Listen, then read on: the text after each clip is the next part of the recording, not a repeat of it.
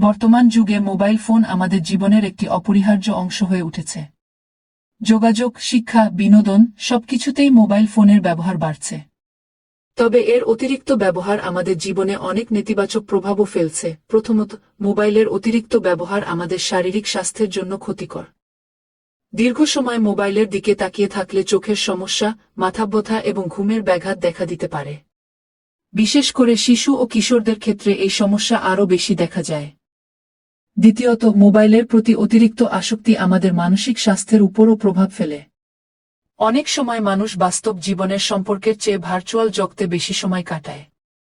এর ফলে পরিবার ও বন্ধুদের সঙ্গে দূরত্ব তৈরি হয় এবং একাকিত্ব বাড়তে পারে। তৃতীয়ত, শিক্ষার্থীদের পড়াশোনার ক্ষেত্রেও মোবাইল একটি বড় বাধা হয়ে দাঁড়াতে পারে। পড়াশোনার সময় সামাজিক যোগাযোগ মাধ্যম, গেম বা বিভিন্ন অ্যাপের কারণে মনোযোগ নষ্ট হয়, ফলে পড়াশোনার ফলাফল খারাপ হতে পারে। সবশেষে বলা যায়, মোবাইল ফোন আমাদের জীবনে অনেক সুবিধা এনে দিলেও এর সঠিক ও সীমিত ব্যবহার অত্যন্ত গুরুত্বপূর্ণ। সচেতনভাবে মোবাইল ব্যবহার করলে আমরা এর ক্ষতিকর প্রভাব থেকে নিজেদের রক্ষা করতে পারি।